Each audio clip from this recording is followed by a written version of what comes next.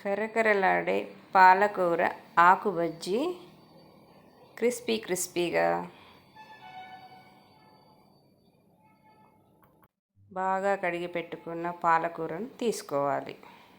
ఇప్పుడు ఒక బౌల్లోకి 1 కప్పు శనగపిండి, తగినంత కారము,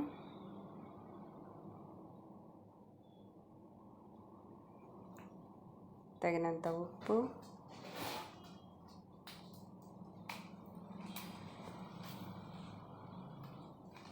గరం మసాలా, చిటికెడు వంట సోడా,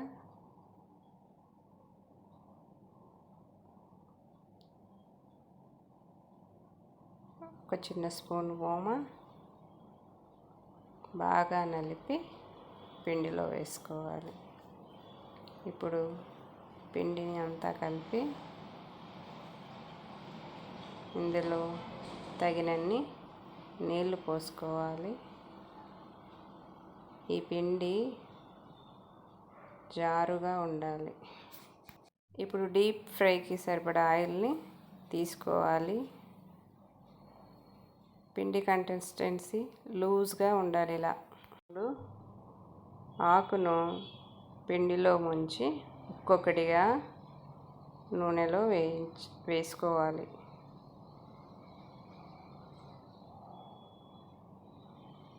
ఈ విధంగా అన్నీ వేసుకున్న తర్వాత బాగా ఫ్రై చేసి ఓ పాత్రలోకి తీసుకోవాలి. ఇప్పుడు ఎంతో కరకరలాడే పాలకూర బజ్జీ రెడీ. తిందామా మరి? క్రిస్పీ